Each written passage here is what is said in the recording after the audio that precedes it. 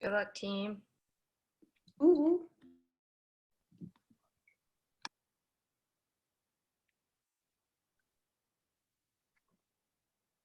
Okay, welcome everybody. It's great to see people filtering in. We will be starting shortly. We're just going to wait for everyone to filter in.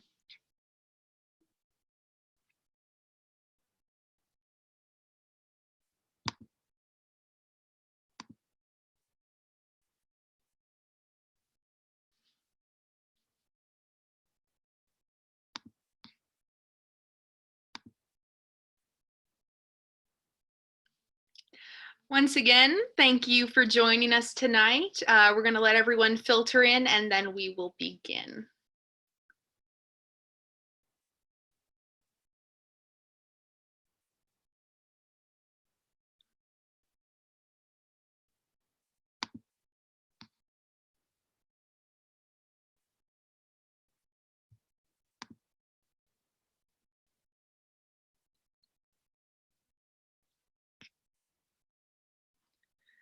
As you're filtering in, you'll be able to see that there will be a Q&A. So if you have any questions for our educators, you'll be able to ask them in the Q&A box. And we'll be going through the Q&As at the end of the session.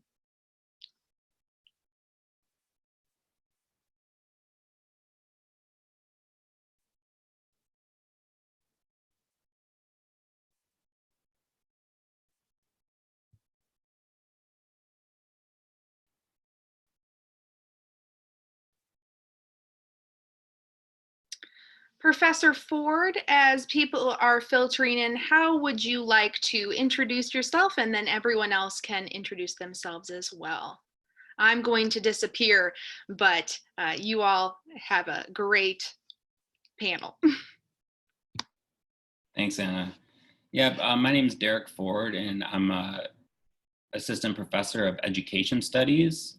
I came to DePauw in 2016 after finishing my PhD at Syracuse University in foundations of education. And at DePauw, I primarily teach classes in the history and philosophy of education.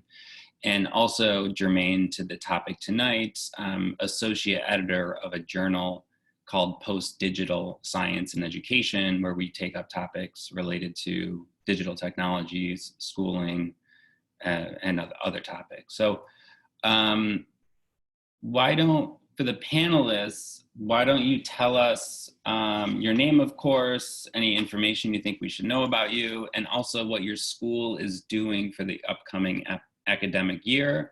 And we'll start with Siobhan.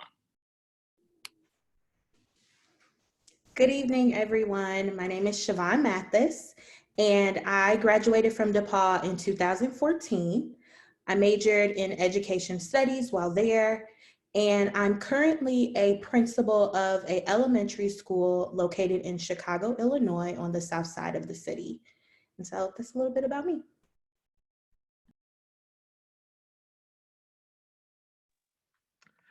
Hi, I'm Dave Hollander. I graduated from DePauw in 1987, history major, and I am now, after about 31 years still, in the classroom in Naperville, Illinois, which is about 30 miles outside of Chicago. And our school district this year is starting remote, and we've got a really elaborate, like 4-phase plan to try to get back to in-person learning. But there's several stages, and similar to the state of Illinois, you have to meet certain benchmarks in order to move from one stage to the next. So that's my experience. We start with the kids next Tuesday, September 1st. Hi, my name is Olivia Flores. Dave, I'm actually from Naperville, Illinois. I didn't know this about us, that connection. I graduated from DePauw 2014. I majored in English literature. I minored in education. I taught for 3 years on the south side of Chicago, and then taught for a couple years in Columbia with the Fulbright program. And now I'm back in the United States, and I've taught in Kansas City, Missouri for a year, 12th grade AP literature. and our school is currently virtual for the fall, pending information and developments from there. Hi, everyone. My name is Christopher Anderson. I graduated from DePauw in 2011. I majored in mathematics. I've taught for 8 years, and now I'm an academic coach for math teachers at a K-8 building in Indianapolis, Indiana. My school has gone back, but we have gone back in a hybrid model. So students got to choose if they want to come in to the building in person or if they want to do virtual. And I'll round it out. Hi, everyone. My name is Katie Schmelzer. I graduated in 2009. If I freeze, it's because my internet is a little wacky here in Brooklyn. But I was a music major at DePauw and theater minor or any kind of minor. I really can't remember at this point. I currently live in Brooklyn, New York, and teach in Jackson Heights, Queens. Our school is a smaller charter school, so we are starting the year remote. We follow the New York State Department of Education as much as we can, but in this instance, we were able to branch off a little bit and make that decision for in the best interest of our community, which was hit really hard during the coronavirus pandemic at the start of it in April, March. I currently work as a music teacher, grades 3 through 11, and I'm also pursuing my progressive leadership degree at the Bank Street College of Education here in New York. Great, thanks so much. Thanks everybody for being here and participating. So I have a couple of questions that I'm interested in hearing answers to, or discussion around. The first is for those of you who have gone back to school, who started teaching or working in the school again, and that is if you could just tell us some of the obstacles that you or your classes have faced. I can go. Since we've gone back, some of the obstacles we've seen has been technology. I'm at a new turnaround school, and navigating the world of technology in a brand new school with students who aren't used to it, especially if they are not in the building, has been our biggest challenge. For half the day, for the first 2 weeks of school, I was doing just tech issues in the building, having parents come in with their iPads or laptops and just troubleshooting whatever they had. So yeah, technology has been our biggest obstacle. I can also speak to this. We've been back. We're finishing our first full week of school this week, which has been very exciting. And for my school, we were actually virtual starting from the end of spring break in March. And we really had like many people here, we had a strong, we tried to have a strong response to being virtual Q4.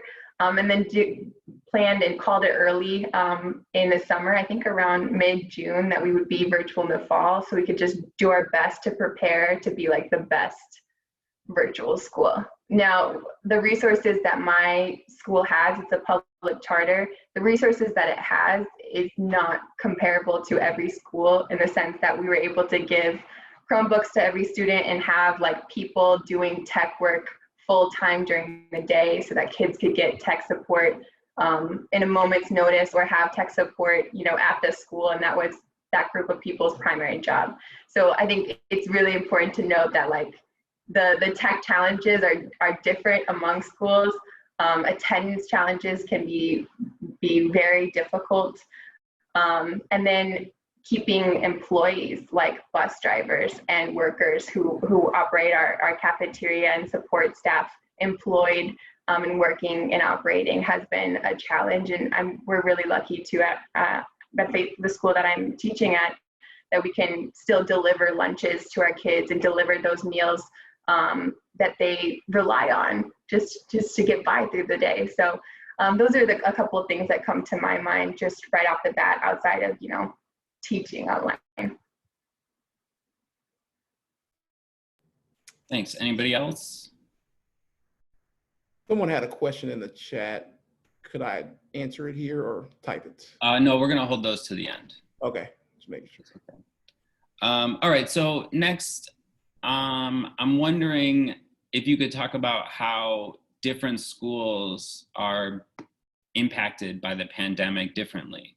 I think that Olivia was addressing some of this.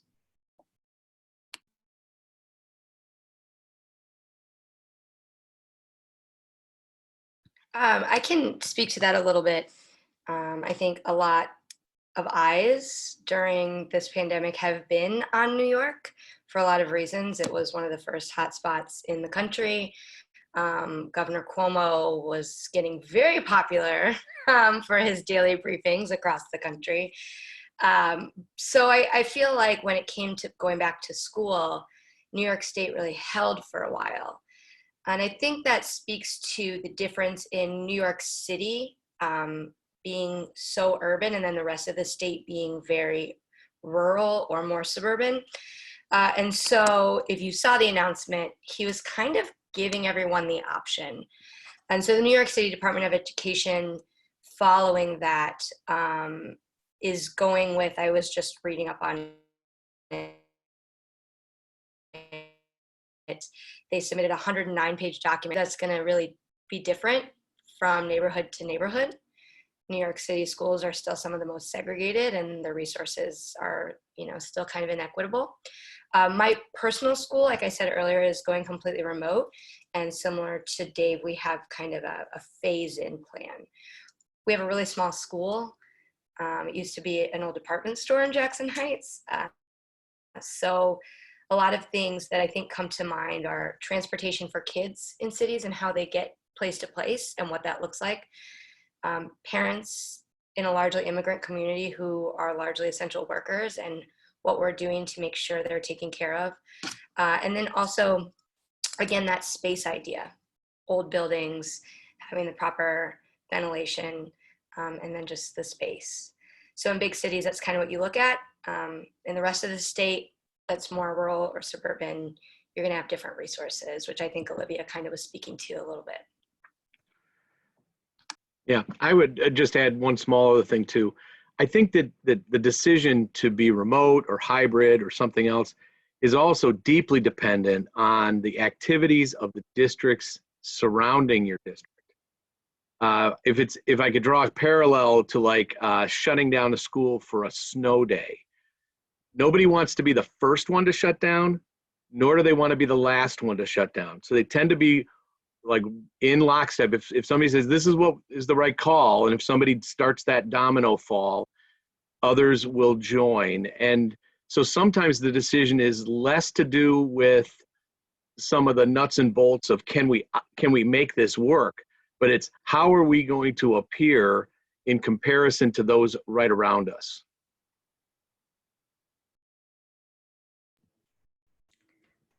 I can also speak to this question a little bit. I think that something that COVID has increasingly made us realize is similar to what my colleagues have shared, but all school systems and districts are not created equal.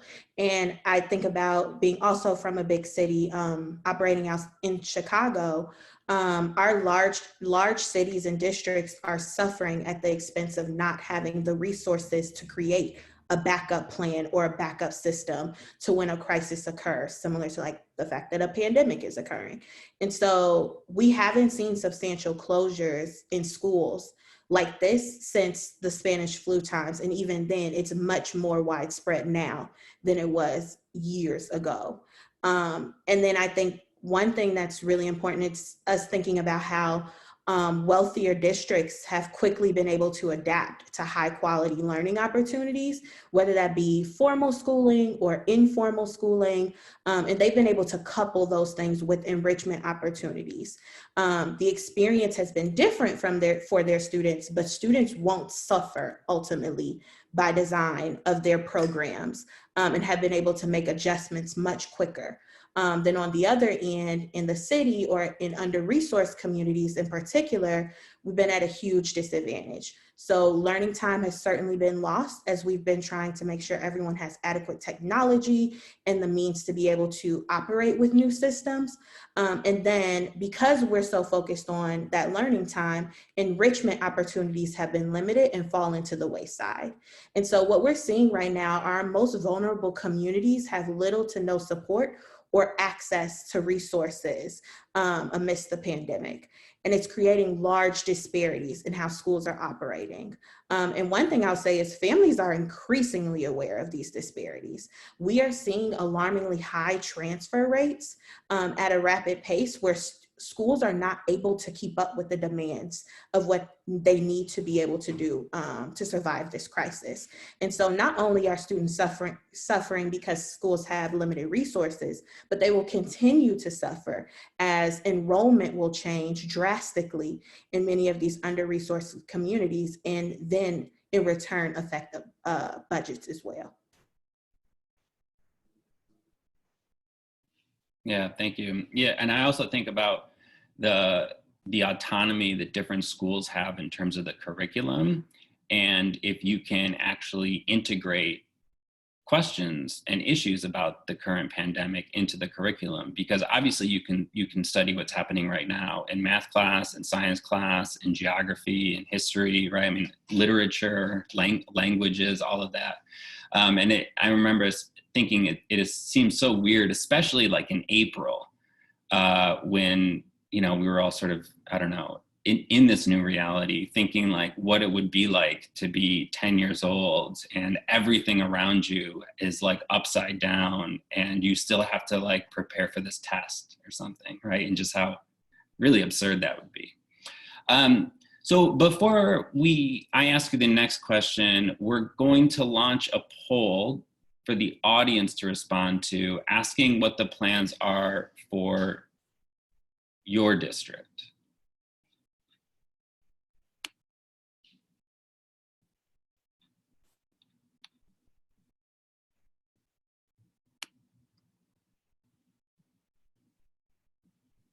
I'm just going to wait 30 seconds.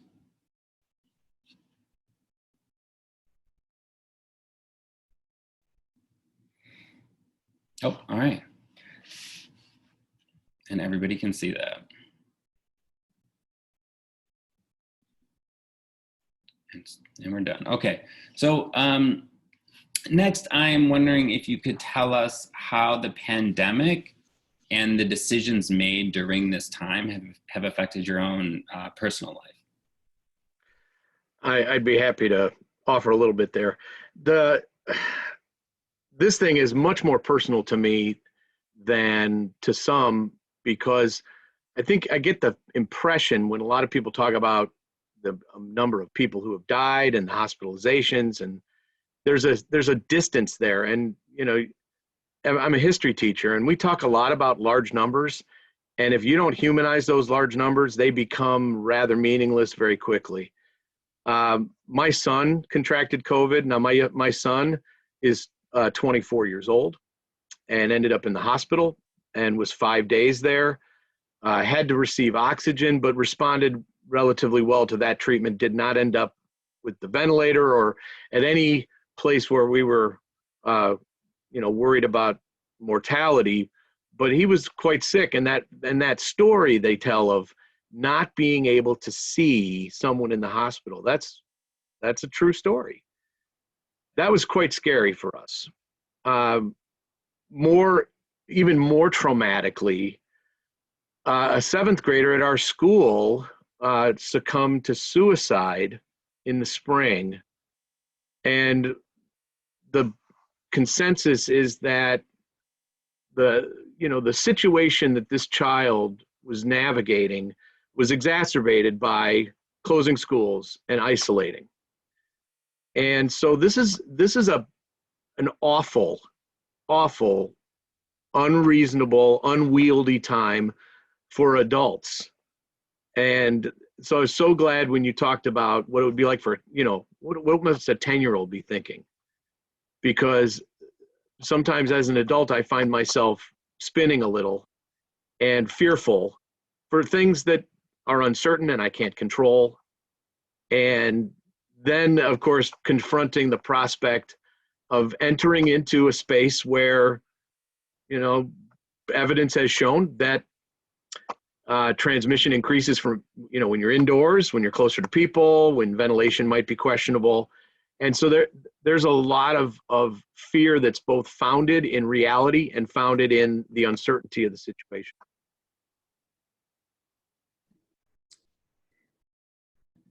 Thank you, Dave, for sharing your story. Even hearing it, I know it's not the first time we've heard it, but hearing it again also just is still resonating. For myself, I can say life has changed like so much since the pandemic. Not only for me, but everyone in my life. I have two sisters, one who is a practicing doctor and one sister who's a practicing police officer. And so between the pandemic and the civil unrest that's happening in our country, I think each of us have just found ourselves in deep conversation about what our citizens are facing, what we ourselves are facing, and even the traumatic experiences we each face on a day-to-day basis. And I think that comment, Dave, you made about taking it really seriously, especially when it hits close to home, was really important for all of us too, because we actually had a very close family member who contracted COVID as well. And so while we were taking it very serious, it wasn't until we had a family member in the hospital who we didn't have immediate access to, who we were literally checking in with doctors and nurses every single day, trying to get reports on whether their state were improving or not, that really hit home for us and made it that much more serious for us to encourage everyone to take this serious. And so our lives have changed just because being all first responders, we've had to restrict our daily access to other people. And so we don't see our parents immediately, we don't see our extended family and friends. And every time we get tested routinely, like before and after coming in contact with people outside of our day-to-day routine. And I think it takes that level of seriousness for us to all do our individual work of making sure that we come out of this and we come out of this better than what we're experiencing now. And so everything about day-to-day life has changed for me. Thank you. Just to offer a different take, my wife is disabled. She's also a professor at the University of Indianapolis. And for her, quarantining and teaching from home has actually, she says, made her less disabled, right? Because it's not, the disability isn't something that's a property of her body. It's the way that the world is organized, right? So, if you live in a world where there's no stairs, then not having function, not having legs that hold you up isn't a disability because it doesn't prevent you from doing anything. So anyways, I thought that was interesting when she told me that. It helped me sort of get a different perspective on disability, but also about the different ways that people's individual lives are affected. So thanks for your responses. And it seems like everybody here agrees that science is real, and that science is real. That's good, because you did go to DePauw, so you are intelligent people. Thank you. All right, so next I'm wondering your takes on the best ways that we can support students who are struggling right now, academically, mentally, emotionally. Yeah. This is the question that I was most looking forward to, and I've been thinking about it a lot. I think what Siobhan and Dave just shared really leads nicely into this question, because if we think about these experiences as teachers and adults and just humans in the world, and how we then frame that thinking of how we experience this pandemic to inform what we do with our kids. I think any great teacher knows that before a student can perform academically, they need to feel mentally safe and taken care of. And so whether you're a hybrid model, whether you're in remote instruction and you're a parent navigating that remote instruction, or whether you're going back into the building, I really think it's important that we all put that kind of mental safe and stability, and that knowing that really important that we all feel taken care of. To kind of make that big picture, something that I heard in a conversation the other day that really, really resonated with me, and I'm taking into my teaching this year, and I encourage parents who are here tonight to think about this as well. It's really important that we're creating a learning environment that is not going to penalize our students and our children for a pandemic. Something else that I think of, we throw around this word a lot in education about high expectations. We know what high expectations can help kids to excel to really high levels. We know that for ourselves as adults. But like Siobhan said, the Spanish flu is probably the last time that this all went down. And so we don't know really what high expectations are anymore, right? And so I think instead, to support students both mentally and academically, is that we think more about giving them structure and giving them routines that will help them be successful. And I know maybe that's just like well, duh, but they're really powerful, and they're really helpful. So getting your kids up, helping them get ready in the morning, getting them at the computer, creating a space that looks like a learning environment, if you're a parent on the end. The other thing that I think about, and I don't want to drone on too long because I think about it a lot, is this idea of trauma-informed care and trauma-informed teaching.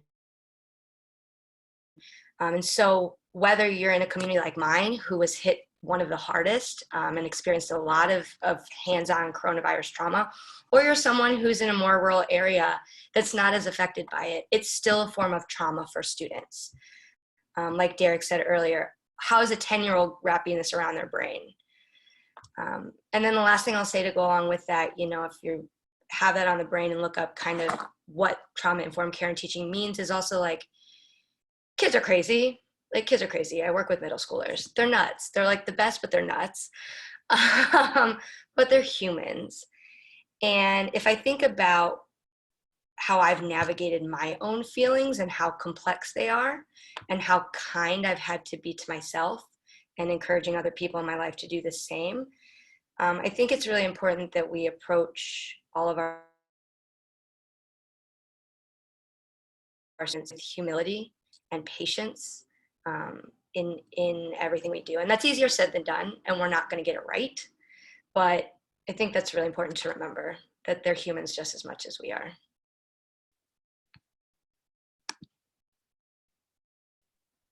Katie, thank you. I totally agree. If you don't mind, I'd like to make a book recommendation. There was a guy's named Jamie Holmes. He wrote a book called Nonsense quite some time ago now. And the book is about how humans navigate uncertainty. And I highly recommend it, mostly because in relatively plain language, he tells us that we're very, very bad at handling uncertainty, and that in the face of uncertainty, we make worse decisions. And so I think that's where all of Katie's comments really resonate, because grace and humility and patience is going to have to be the guiding force, because we're probably ourselves and our students and our communities are not always going to make the wisest decision in the moment because of the stress and the lack of security of what is next. And our kids have so little experience navigating that particular problem. So, but one of the things that Jamie Holmes came to learn, and I offer this for everybody because I think there's value in it, one thing that can help people move to a place where they need a little less closure and can live in a little more ambiguity is to read fiction. Read fiction, because it puts you in different places and it allows you to see things from different perspectives and consider things in a rather safe environment. I mean, the research was there. It was, look at some fiction. So if you're finding yourself in a real struggle, get a book.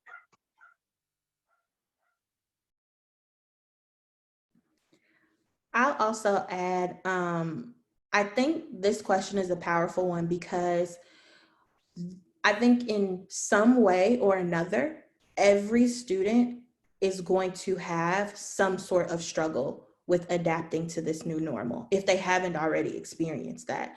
And so the most extroverted, high performing student is going to struggle with now having to work from home, not being able to socialize with their friends, and the list goes on.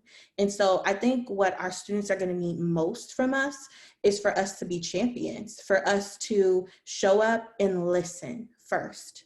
Listen to what it is that they are saying, come with an open heart and open mind to what it is that they may be experiencing and what they know to be true about their new normal. And I think that there's a lot to learn from our social workers right now, and how teachers can learn how to have those conversations, how to have those check-ins and check-out conversations if they aren't having them already. And then I think that something we've been talking about at the elementary level, because with everything that's also happening, it's like, how do you talk to small children about what is happening in the world? And I think that something we're learning to embrace is showing students that an obstacle becomes the way. Your obstacle that you're currently experiencing becomes your way to opportunity. And so it's really important for us to help them understand that it's a pandemic today, but it may be that math story problem tomorrow. And so how are we helping students to overcome in any capacity what it is that they're facing? And really, we have to be the models of that. We have to bring that to our daily instruction, to our school leadership, and show them and be vulnerable and also transparent on what it is that we're experiencing, and model and have the capacity to show them how to overcome that on a day-to-day basis. It's not going to happen overnight, but we have to lean into that with transparency. And so when we show students our full selves and are vulnerable with them, it's going to help them open up and be much more transparent about what it is that they're experiencing. So I would say those are definitely our starting points. And there's a lot to learn from each other about how we operate and how we gear our students up for what they're currently experiencing on all levels.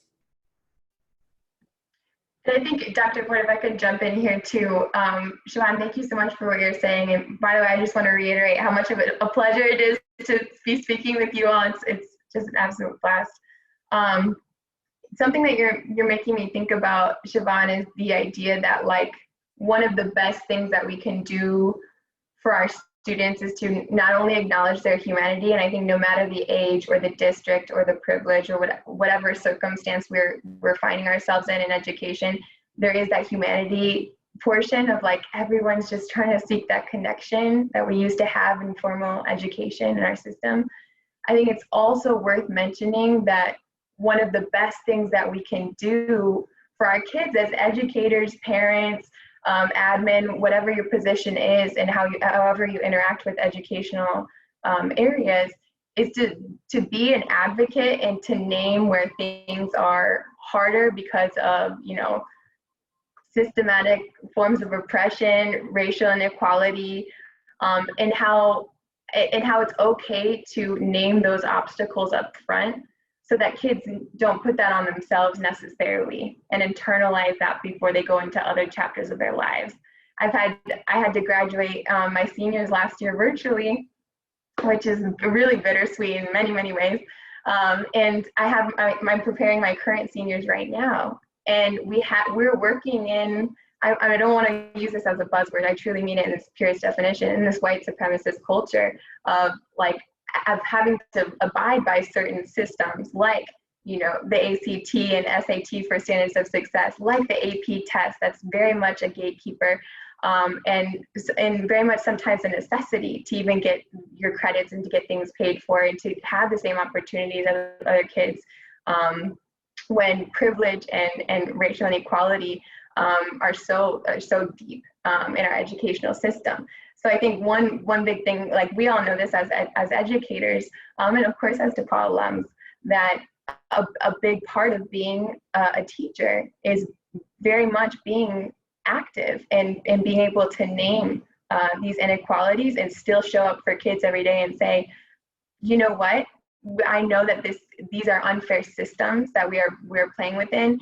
Here are the tools you need to be the critical thinker, and I'm gonna show up every single day in front of this computer screen. I'm with you, and I'm gonna like give you these tools.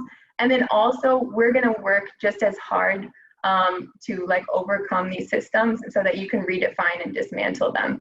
The difficult part is like doing that and like trying to be such a radical influencer while, you know, so many communities are still just trying to survive, right? Kansas City is 30% African American and 50% of the positive COVID cases right now, right? So it's like Siobhan, like everyone is just saying, it's such a balance between like trying to give an education to overcome unequal systems while acknowledging the fact that many of our communities are literally in crisis, trying to get their food every day, working hard for our communities, giving food to other communities, and trying to overcome those two things. So the best thing that we can do, I think, for our students is to be those advocates, activists, and to name those things as well. Thanks, everybody. Yeah, what I like about your response, because I asked about, students who struggle, and your responses were all like, well, we're all struggling, right? It's not really like a student that's struggling, it's our entire society that's struggling. And I think that's a really helpful way to think about it. So I'm really looking forward to this next question because it applies to me. So I'm hoping to, get some advice or at least some solace in it. And the question is about teaching sort of subjects that are difficult to teach virtually, right? And so like music or maybe science if you have labs. I mean, my classes, I don't teach in those subjects, but for me, all my classes are discussion based, and it's just, Zoom just isn't it, So anyways, yeah, how do we do it? Can I jump in there? For sure. So I taught math last year for the last 5 years, actually, and now I'm coaching math teachers. So that's the one thing we're working on is how do we do this with fidelity? And I think what's been key that I'm finding out is that getting kids or students motivated is going to be the key to it, because just about 3 weeks ago, I changed the dryer element in my house, and I learned it virtually. I learned it through YouTube's. And then why? Because I was motivated to, dry my clothes, not spend the money that it would cost to get it fixed. So motivation, I believe we can teach anything virtually. Most people who do cooking and things and they're around their house, they learned them virtually during the pandemic.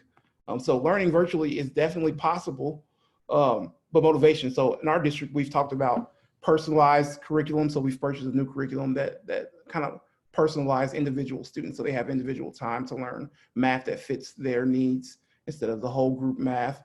Because if I'm a high achiever and we're still doing basic level math, I'm bored, I'm zoning out. Or if I'm a low achiever and we're doing basic level math, I'm confused, I'm lost, I'm definitely zoning out. So doesn't motivate me to stick around in those classes. So personalizing it, and then the technology piece also helps, because when I was teaching last year, we used Canvas. I posted videos of me solving problems at the board to kids, and then had open forum or office hours for students who were confused after my lesson. So using the technology, finding the motivation is what I've really been working on with my teachers. Yeah, I think a lot of what Chris is speaking to right now, the two things that I heard, the one thing that I heard is that personalized learning, which something as a music teacher I kind of shifted to with my high school students. If they had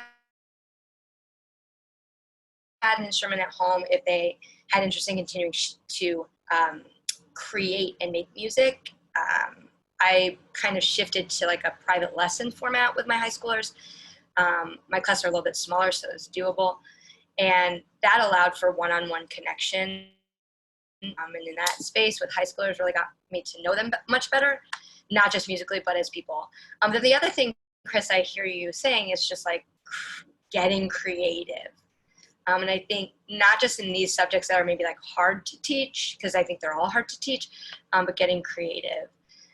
Something that I really shifted that I'm moving towards, again, now with our remote learning, my immediate for all of my students was like, okay, how do we use the arts, right? Music, like music or visual art or whatever art, like how do we use the arts for community and did a few lessons, maybe more discussion based, but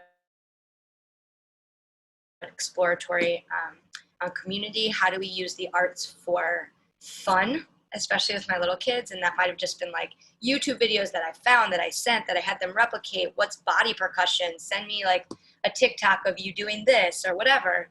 But then the biggest thing that I'm still working on recreating or creating in my curriculum is like, how do we use the arts for healing? And what does that look like for us? Because that is one of the reasons why I call myself an arts education advocate, and that's what I live inside in my career, is using art for healing. And so that doesn't really give you any like specific answers like Chris. That's why he's the math guy.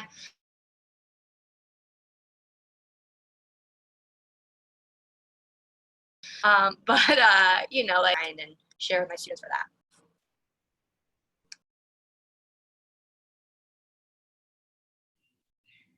Thanks so much.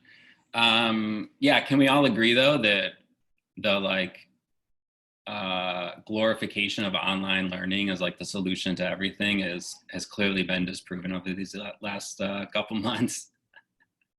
Yeah, there's nothing like in-person education.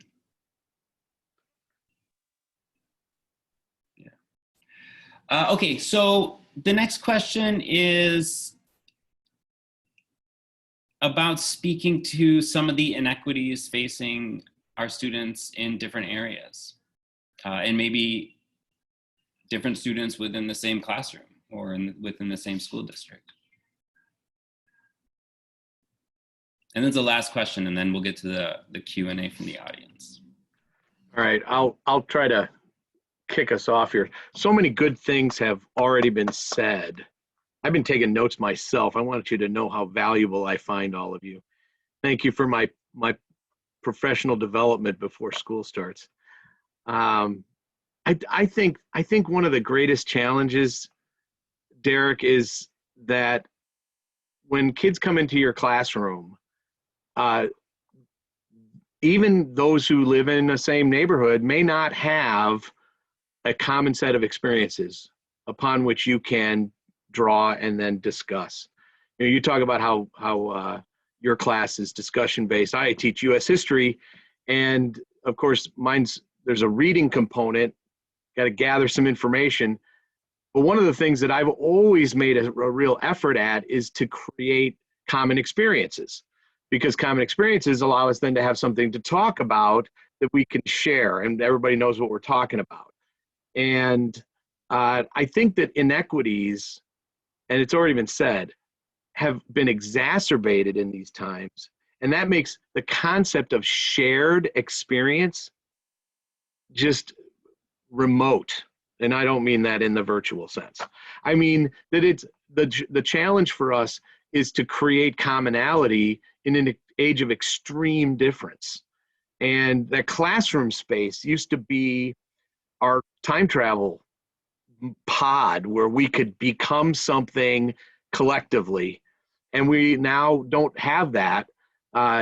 It'll be very interesting to see if we can become a Zoom collective. I wonder if that's something we can do. But I've been thinking about some of the really helpful things that have been said here that I almost like to kind of tie together. The concept of inviting them to to feel welcome regardless. Even simple things like not requiring them to have their house in the background of their video is an equity issue that we have been talking about, and how we might even create equity in virtual backgrounds, just to, again, create the community that allows for a common experience that really allows us to be learners. So, what we're trying to do is, first off, acknowledge that the kids do not have a common experience. They have not had a common COVID experience. And that even though schooling shut down rather rapidly in March, for some, education continued because this, as you noted, this does suit some. But that for some, school ended in March, and for others, school maybe continued till May or June, and you still had that summer loss that you have to then recapture. So that's, there's several factors, but I think that the important task is to come into this recognizing that there are factors and not assuming, oh, it's just another school year. That's how we're trying to approach it.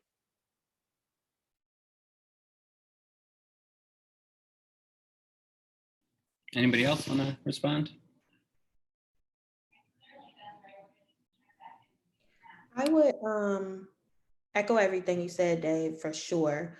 And also one specific thing that I've been noticing as we help families get set up for the upcoming school year are a couple of things. So just we talk about technology as a deficit all day long, but it is so increasingly apparent as we start to gear up with our online platforms this year, just how all internet services are not created equal. And on the south side of Chicago, from our staff to our students, it being like knocked out within a few minutes of each other.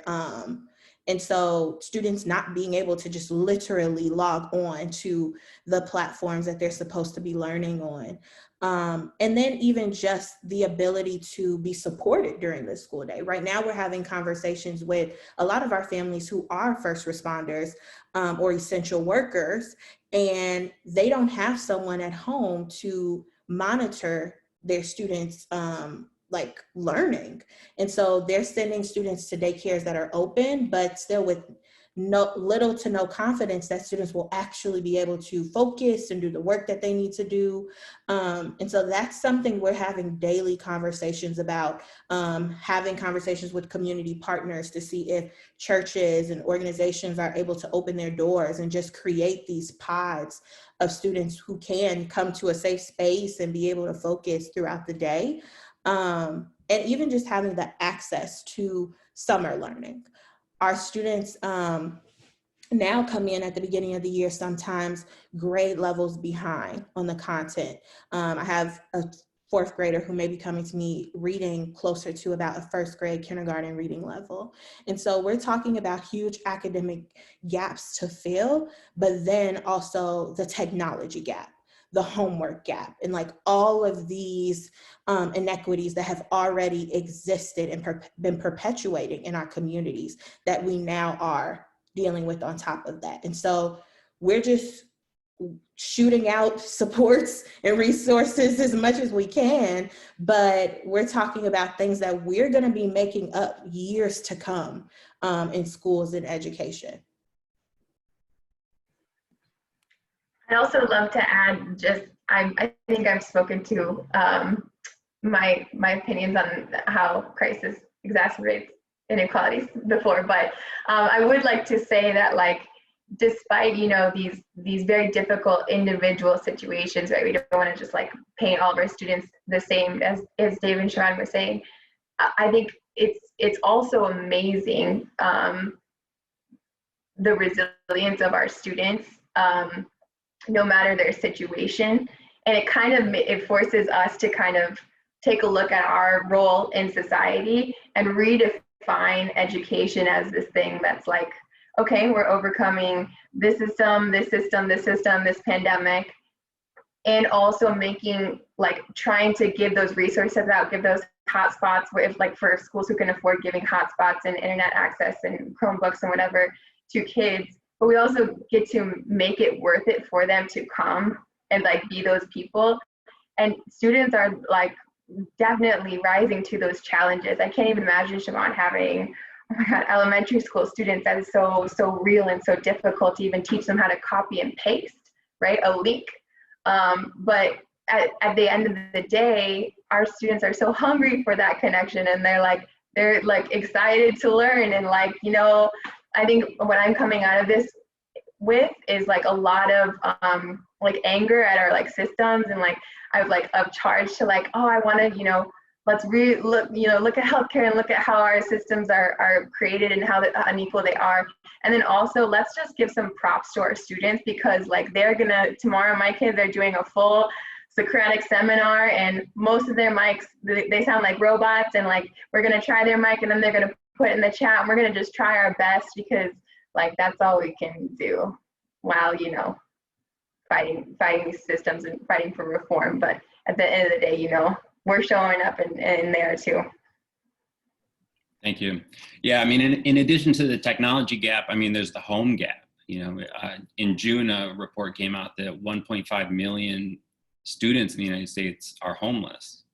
And like, you can't learn from home if you don't have a home, right? I mean, you don't even, so there's a lot of really fundamental issues that, just us as educators and teachers are, out of our hands, except for our ability to advocate for our students, So we have 8 minutes, and there are 4 questions from the audience. So Chris, who's a math guy, I think we should do 2 minutes a question. Okay. All right. So the first is, did your teachers or you have a choice about whether you were going to be remote or in person? And is your union, if you have one, fighting for safety protocols and all that? I can speak to that a little bit. As far as I know, I might freeze in a second. My internet connection's unstable. See how we do. But as far as I know, teachers did not necessarily have like a choice. In my school, we were allowed to give feedback, but that doesn't always like mean choice. As far as the New York State Department of Education goes,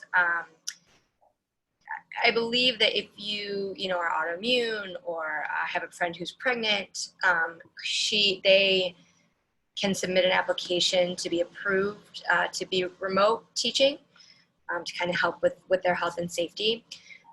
The union was interesting. I don't know if I saw in New York City or America as a whole a unified union message. I think unions can be really, really helpful. I think they are really helpful. I'm a member of the union. I switched from a non-union school to a union school for that reason. But I do also think that sometimes unions can be a little detrimental. And in this case, I'm not quite sure if it was more hurtful or helpful, at least in New York City. Thank you. So the next question is, how do you deal with families who might think that COVID-19 is a hoax and so don't want to abide by the regulations?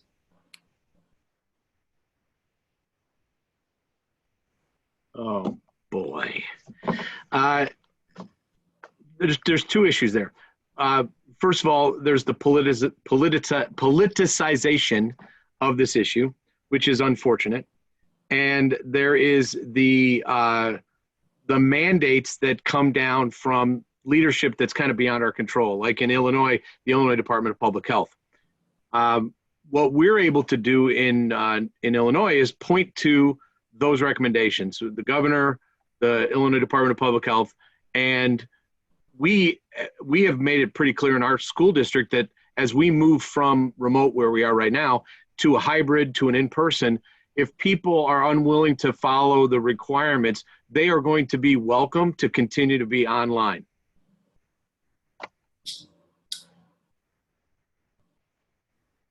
Thank you. What advice do you have for someone who's about to graduate from DePauw or another college and wants to go into a teaching career during the pandemic? Do it. What's up, It's not going to get harder than this. My son, I'm sorry, here I am going again. My son, who just survived COVID, also just got his first teaching job this summer. And he just started yesterday remote teaching nearby, and he's finding it miserably hard. However, I told him that for school, for your career to start hard is a beautiful thing, And frankly, if your students, I think the students should know this too, that if you can navigate this with any sort of success, in person might be a breeze. So to see this as a challenge, somebody mentioned earlier, this is an opportunity. Don't waste it. It may be a hard opportunity, maybe a different opportunity, maybe a unique opportunity. Those are growing experiences. Yeah, I think. Hang on, Chris wanted to jump in. Oh, sorry, Chris. I was going to say the profession needs innovative minds. And what I'm learning is our younger teachers really are really innovative in how they're teaching virtually. I've only taught in the classroom, so switching over to virtual is hard. But if you've never taught in the classroom, doing virtual is just normal teaching for you. It's the new normal. So yeah, we need you. Yeah, I mean, what he said. Sorry about that, Chris. I think, we were all, no matter how long we've been in the profession, this year we were all first-year teachers again.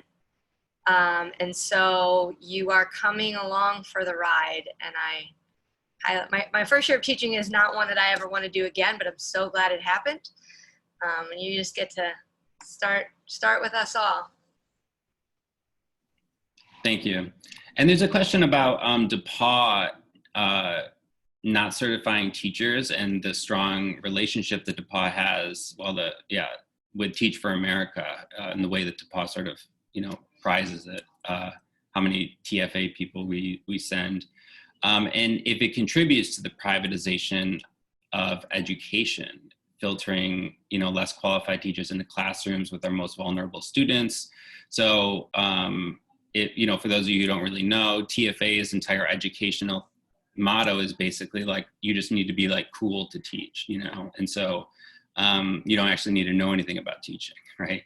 And I think that the certification question is an interesting one because, I actually don't think that certification is just a stranglehold around the curriculum, right? And it's a massive investment of money and resources. And it's difficult in a world like ours where it's quite common that you'll work 5 different jobs within the first 10 years out of school. It's not like we don't live in the Fordist economy anymore, where you have like a stable career throughout your entire life. And so it can actually then stranglehold your future opportunities and possibilities. But I think that the Mary Claire who asked the question, I would actually love to talk with you more about this because I have a lot of thoughts about it. But at this point, that's all the audience questions, at least all the ones that I see. I apologize. If I miss any, we will respond to you by email. So what I'd like to do is, Mary Claire says that she has a lot of thoughts too. That's sister, and I'd love to respond to her question sometime too, or if you give me a... Yeah, okay, cool. So Anna's here, and Anna's going to take it away. Okay, yes, Mary, I know that we will hook Mary Claire up with her sister and Professor Ford to talk about this. This whole panel, they love to talk, and they will, this has been such a cohesive group, and it has been such a joy to meet with you all and talk with you all, and really, truly just fabulous. We're really thankful for your time and talent and treasure. DePauw is so thankful for our educators, and we have such fabulous educators. I'm glad that we got to feature you all. Thank you all for giving your time, because you are educators and you're teaching during the craziest time of ever. And thank you, Professor Ford, for giving your time as well, because it is like the students just entered DePauw yesterday, was opening convocation. So we know you are just as busy, and next week is beginning of classes. So thank you all so much for all of your time. And thank you to the audience for watching and listening and your questions. We really, really enjoyed you all. So thank you so much for your time. Be well, be safe, and be kind to one another. Have a great evening. Thanks, everybody.